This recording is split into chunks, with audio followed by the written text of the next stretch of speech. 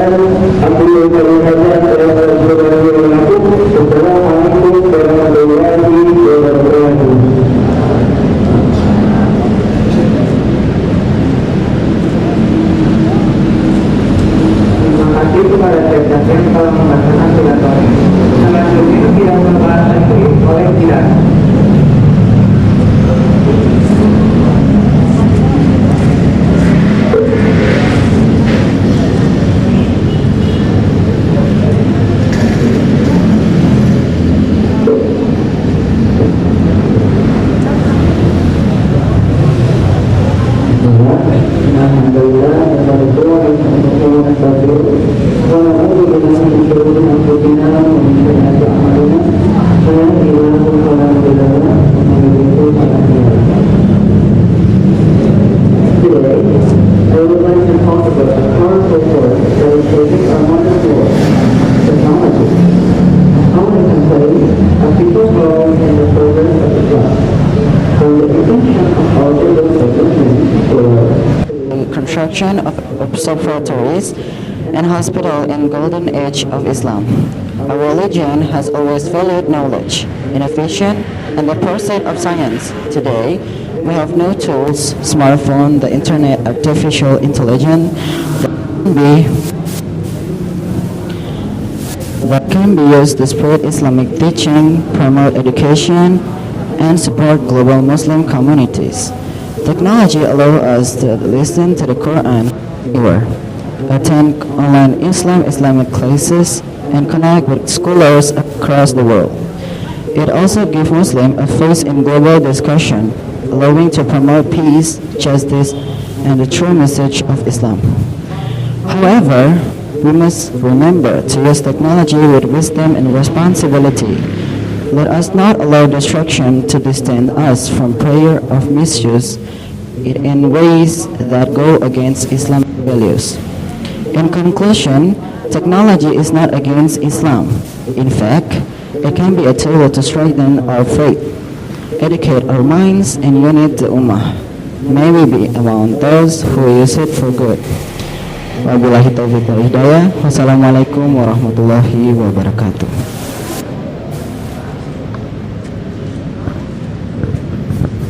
Terima kasih kepada Jidan yang telah membacakan pidatonya. Selanjutnya, pembacaan pidato bahasa Arab Bahasa Indonesia oleh Rizky Anapi.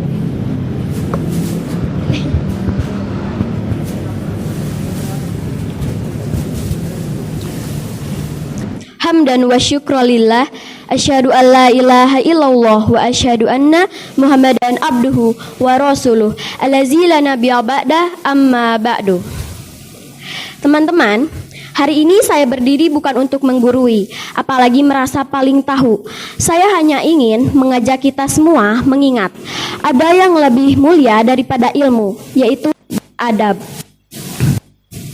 Kita hidup di zaman aneh, zaman di mana seseorang bisa viral karena kata-katanya yang kasar, bukan karena ilmunya yang bijaksana.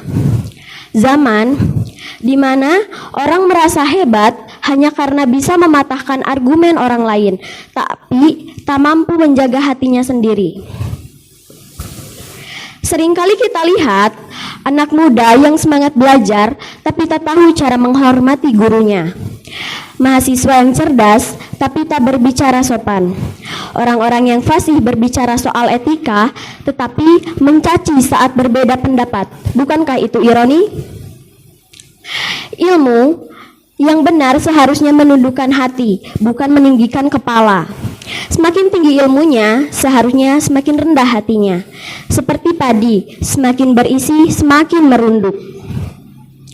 Teman-teman, sebelum saya akhiri pidato ini, saya akan menyampaikan nasihat sederhana yang mungkin kita butuhkan di tengah zaman gaduh ini. Yang kesatu, belajarlah bukan hanya untuk tahu, tapi untuk menjadi yang lebih tahu diri. Kedua, hormatilah seseorang yang mengajar kita meskipun hanya satu huruf. Yang ketiga, janganlah pernah merasa paling benar karena kesombongan. Karena kesombongan adalah dari kebodohan yang tak disadari. Yang keempat, ketika kamu tahu lebih banyak dari orang lain, gunakan itu membimbing, bukan membentak. Karena ilmu itu bukan untuk menjatuhkan, ilmu sejati itu mengangkat. Ilmu bukan untuk menaklukkan, tapi untuk menundukkan kita sendiri. Dan sebagai penutup, izinkan saya menyampaikan pantun sastra kali ini.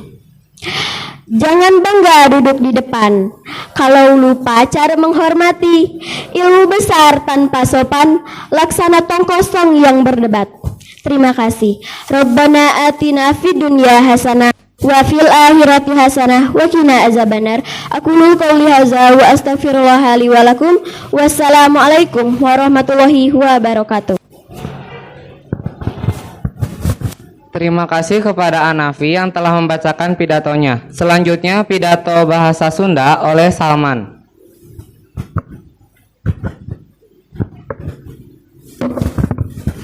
Innal hamdalillah nahmaduhu wa nasta'inuhu wa nastaghfiruh wa na'udzu billahi min shururi anfusina wa min sayyiati a'malina may yahdihillahu famayudhillalah wa may yudhlilhu fala hadiyalah. Sampurasun. Puji sinaran syukur orang sanggakeun ka Allah Subhanahu wa taala anu nikmatna urang tiasa kempali dia dina kaayaan sehat walafiat. Simkuring di dia pada diajar ngaguar sunnah Rasulullah anu temana salat berjamaah. Salatu jamaati afdalu min salati fadzi bi sab'in wa isrina darajatan. Artina nyaeta salat berjamaah leuwih utama tibatan salat sorangan. Pahalana 27 derajat. Salat berjamaah di masjid salah sahiji sunnah Rasulullah anu kalintang mulyana. Aya sababaraha paedah tina eta amalan di antarana hiji ngamakmurkeun masjid. Komo salasa pamuda anu hatena ngantel kana masjid. Bakal menang pangiuhan jaga di poe kiamat. Anu kadua bisa ngagiatkeun tadarus Al-Qur'an jeung kajian-kajian Islam lainna. Anu katilu ngareketkeun tali silaturahim papada urang kusabab sapoe bisa panggih di tiap datangna waktu salat maghrib. Anu kaopat bisa silih nganyahokeun kaayaan masing-masing mun teu mah aya nu keur gering pasti bakal apal bejana. Anu kalima mupuk persatuan jeung kasatuan dulur papada muslim. Mugia urang sadaya tiasa ngahirupkeun sunnah Rasulullah nyaeta salat berjamaah ieu nalayan istiqomah. Rupina sakitu anu tiasa kapihatur hapunten anu suhun bobo sapanon carang sapakan tutus langkung ke panghalang. Rabbana atina fid dunya hasanah wa fil akhirati hasanah wa qina azabannar. Aqulu qouli hadza wa astaghfirullah li wa lakum. Assalamualaikum warahmatullahi wabarakatuh. Terima kasih kepada Salman yang telah membacakan pidatonya. Selanjutnya pembacaan teks baiat.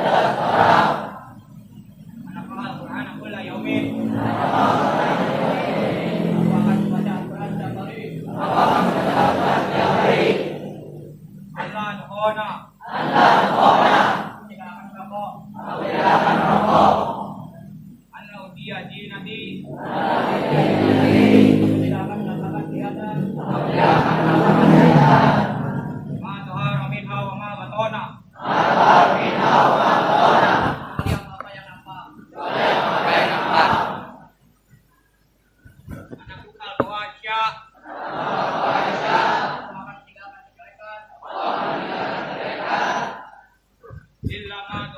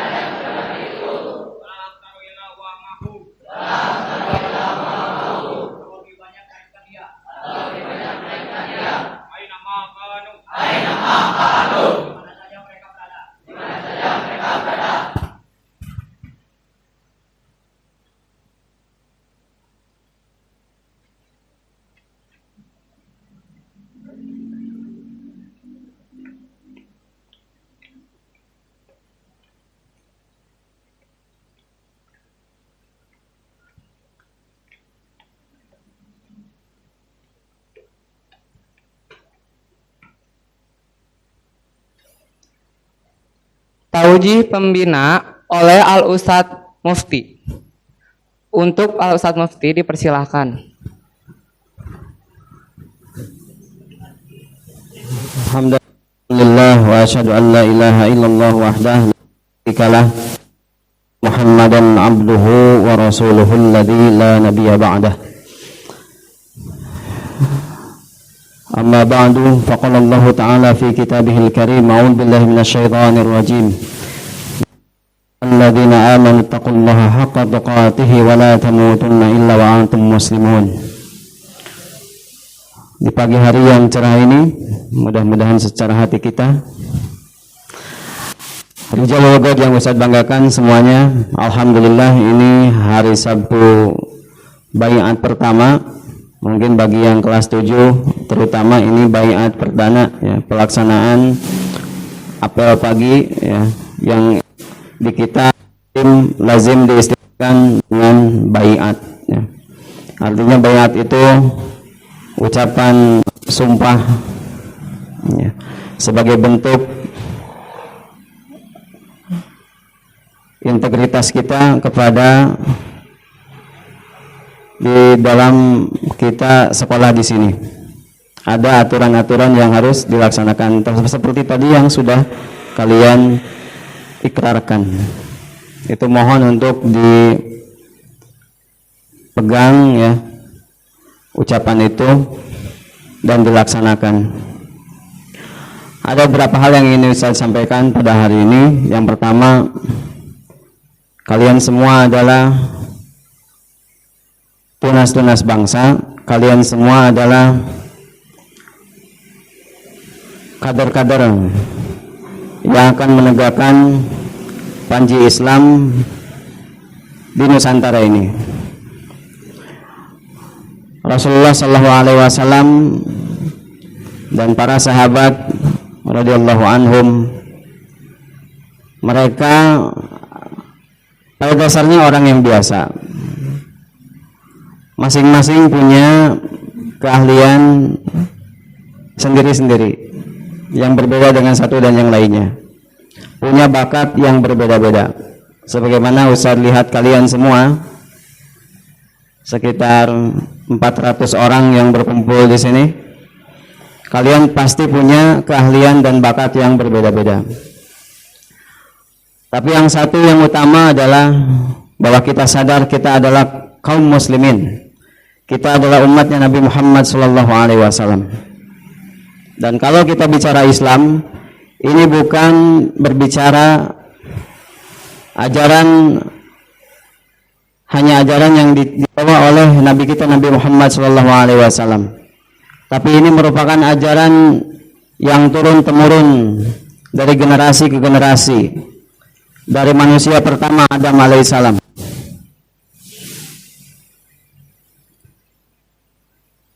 Yang Allah nyatakan ini sebagai pedoman bagi manusia supaya selamat di kehidupan dunia ini sampai akhirat. Camkan dalam diri kalian masing-masing, mau jadi apapun kalian kelak. Ada yang jadi guru, ada yang jadi pengusaha, ada yang mungkin jadi pejabat. Camkan dalam diri kalian, kalian harus ikut andil dalam perjuangan ini, dalam menegakkan agama ini.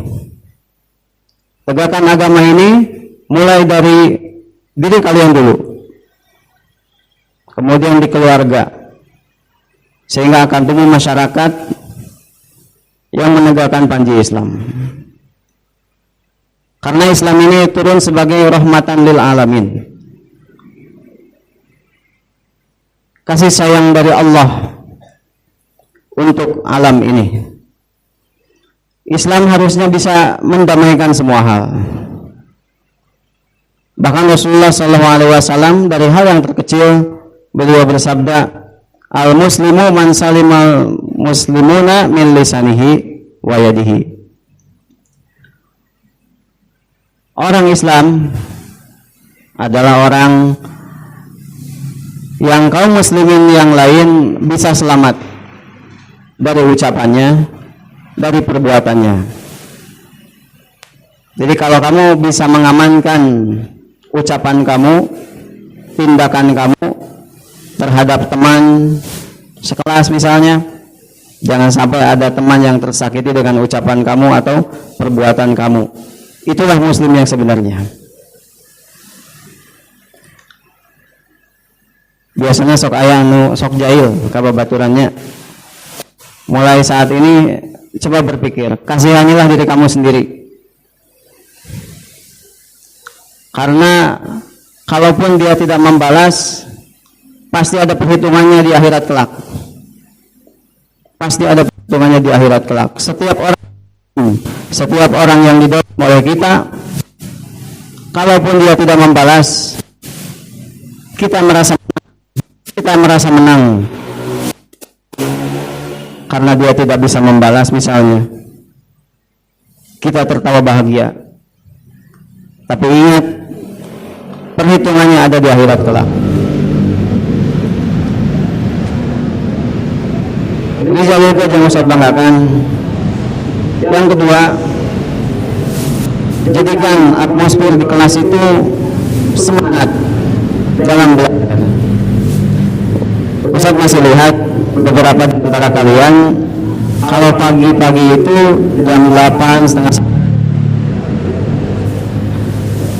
8 itu sudah ada yang mengantuk ya, berarti kurang tidur, tidurnya mungkin terlalu malam. Kalau misalkan kalian tidur jam 9, bangun misalkan jam 4, berapa jam?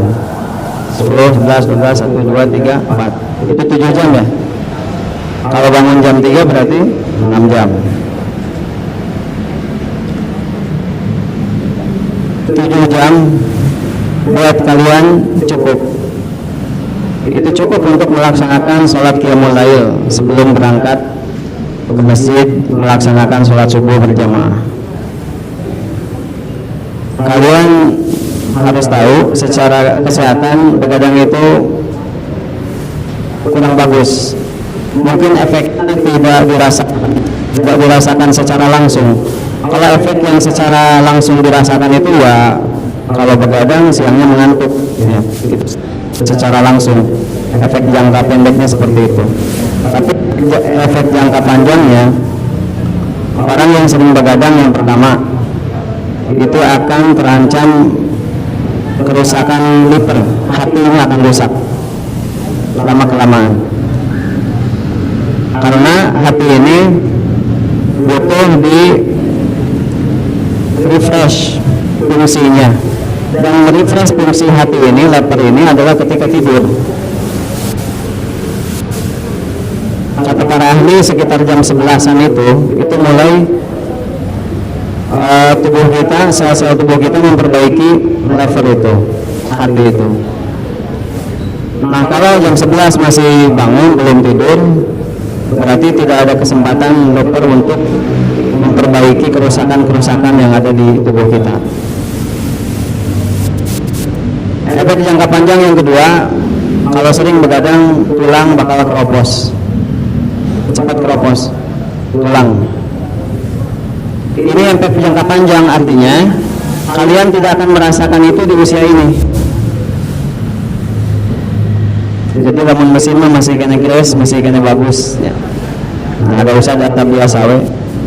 Nanti efek jangka panjang, nanti usia 30 karena sana awaknya sih usia 60. Jangan sampai seperti itu. Mau jadi sehat ya, kita harus jadi sehat, muslim yang kuat, mulai dari pola hidup yang sehat, pola makan yang sehat, istirahat yang cukup.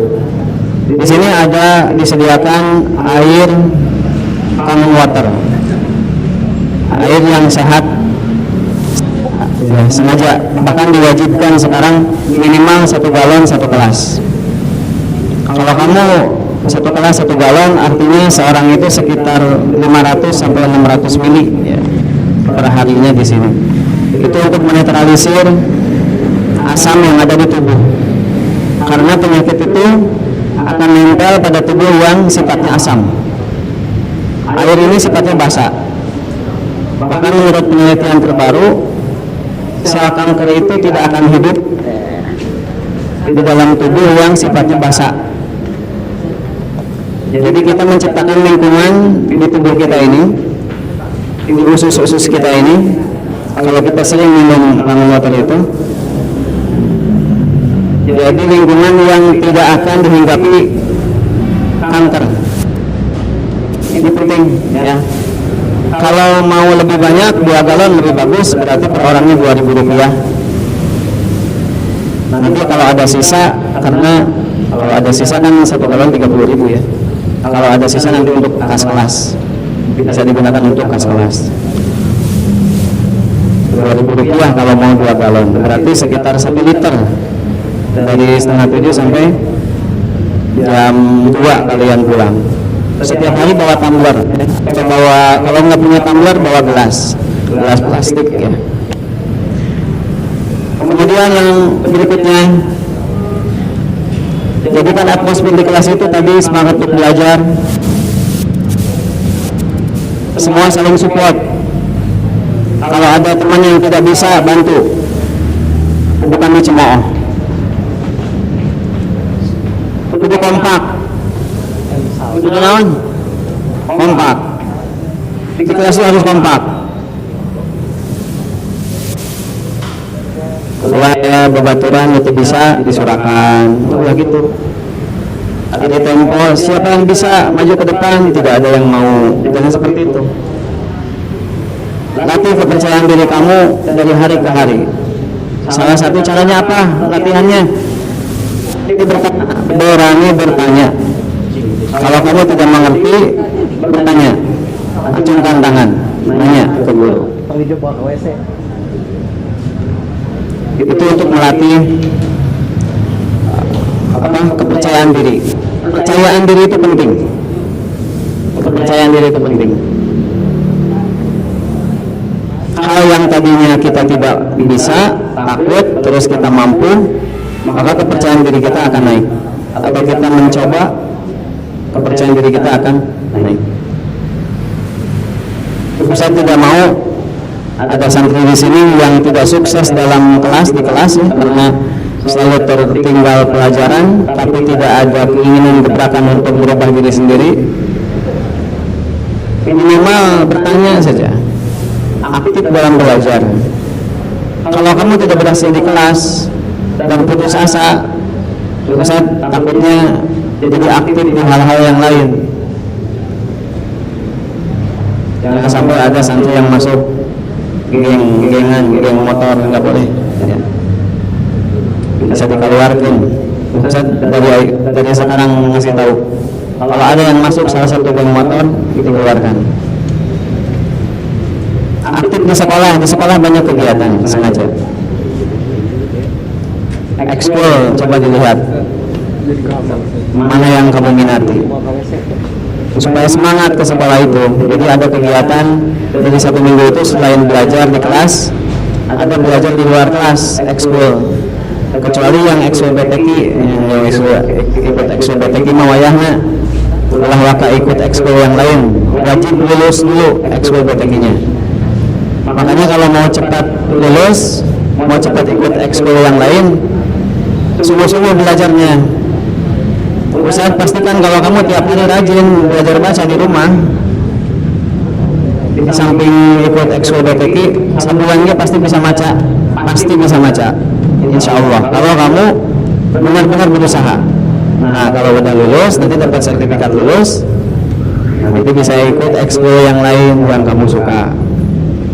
Ada bela diri, suruhkan bela diri khas Persis, ada jiu-jitsu, ada yang suka futsal, ada yang bola voli dan sebagainya. Atau yang akademiknya ada. Itu silahkan dilihat ya. Satu itu yang satu RG ya, yang saya banggakan, Rizal Wudud yang saya banggakan. Itu saja yang dapat saya sampaikan untuk kesempatan hari ini. Mudah-mudahan dari hari ke hari kita terus ada peningkatan dan bisa apresiasi kepada panitia RG ya. Untuk apel pagi ini seluruh petugas yang ikut andil dalam pelaksanaan bayat ini bisa diucapkan syukran jazakumullah khairan. Aku bakal lihat wa astagfirullahaladzim. Wassalamualaikum warahmatullahi wabarakatuh.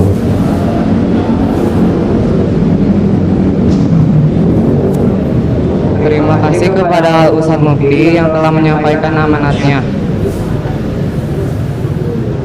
Pembina bayat meninggalkan lapangan.